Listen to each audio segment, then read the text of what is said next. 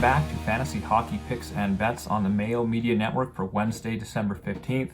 My name is Cecil Peters and I will be going through today's NHL slate with you. Before we get started, don't forget to like the episode wherever you are watching and or listening. And please comment if you are watching on YouTube as well. Leave a comment with your favorite bet for the night or your favorite bet that you placed last night. Winning bet, losing bet, whatever it is. Love to hear about what you guys are betting on.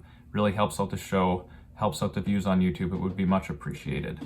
Only 3 games today after yesterday's monster slate, which was made even more difficult with all the COVID news that was breaking seemingly every 5 minutes.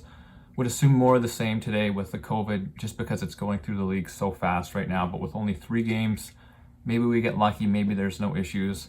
Quicker show today with such a small slate, so let's just get right into the games and then get out of here.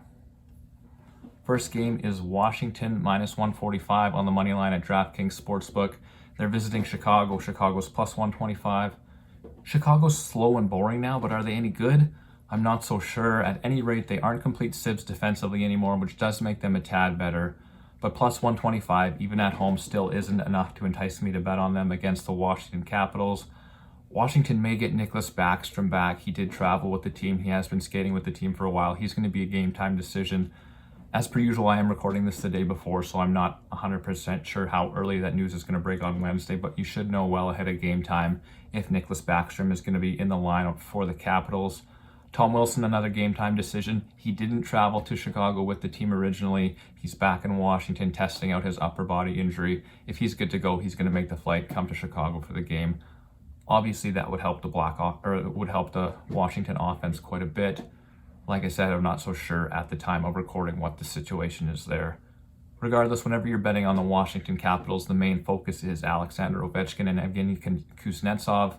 The 2 Russians have been playing great together all season long. Ovechkin's taken a ton of shots, scoring a ton of goals. Kuznetsov's getting a ton of points. Anytime you are backing the Washington Capitals, you're usually hoping that that is the line that carries them to victory. I'm going to bet on the Capitals here if they stay minus 145 once all the injury news kind of gets sorted through. I think the minus 145 is a good enough number. Ovechkin's playing really well right now. He's got 39 shot attempts in his past 3 games, which is a completely absurd number. That's 13 attempts per game. I'm not sure what his shot prop number is going to be. It's probably going to be 4.5 or 3.5. Honestly, I hope it's 4.5 so we can get some better odds. I do think he easily gets 5 shots, even against the new slowed down version of the Chicago Blackhawks. Ovechkin can still get there with a couple power plays alone. Next game for me is quite unbettable as of recording. It's the New York Rangers. They're minus 220 in Arizona. Arizona Coyotes plus 180 at DraftKings Sportsbook as I record this. Rangers are coming in off a back-to-back against Colorado. I don't know what their goaltending situation is yet with the Shesterkin injury. I know he was practicing on the ice before the Colorado game. I'm not sure if he started that game. I'm assuming not. He might be ready for this one. He might not. Can't make a bet on any New York Rangers game without knowing his status. Another injury note is in Arizona, Jacob Chychrun, probably their best player, really their only player of note, did miss last game with an injury. I think he's probably going to be back. It didn't sound like it was too serious, but if he's not in the lineup, I also have no interest in the Coyotes. If he is playing, his shot prop is going to be the most enticing bet for me. 6 shots in his last 2 games on 11 attempts. Not amazing numbers, but he has been shooting a ton all year. 4-shot games, 5-shot games are pretty normal for him, so it can get decent odds at an over 2.5 shot prop. Chychrun is the way to go. On the Rangers end, Mika Zibanejad has been shooting more lately.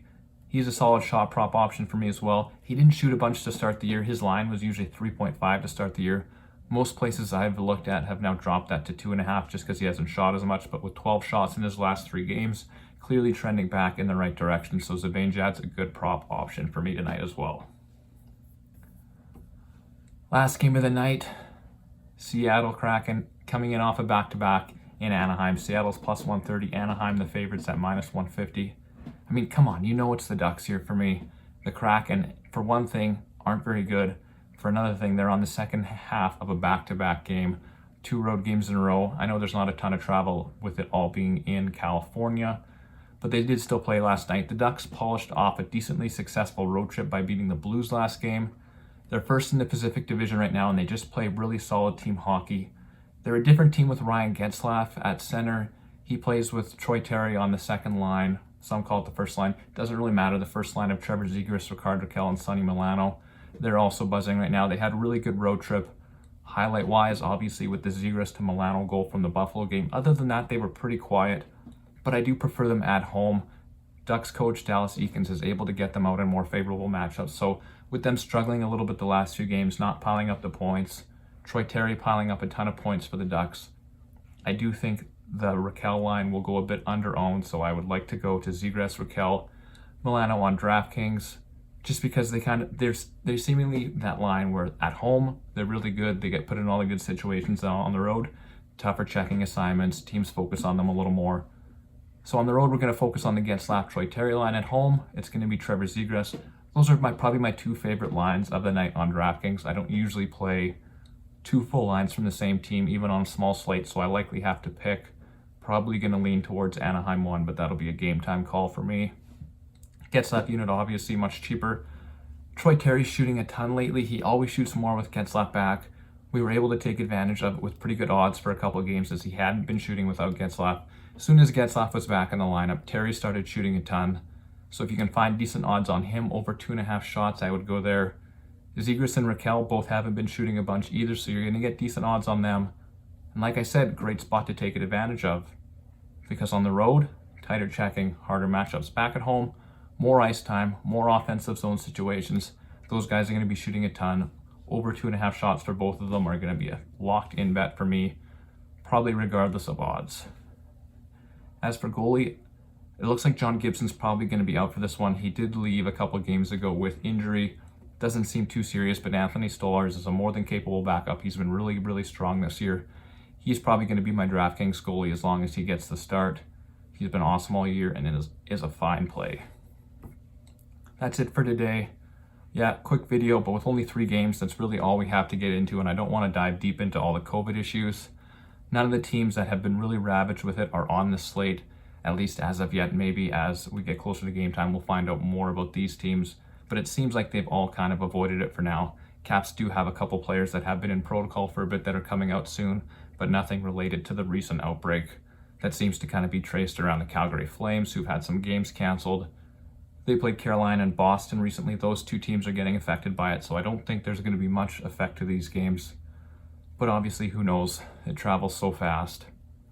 So pay attention to all your lineups, all your bets before game time, as things are constantly changing. That's about it for me for the day. We've got Jake and DJ to walk you through the rest of the week. Good luck.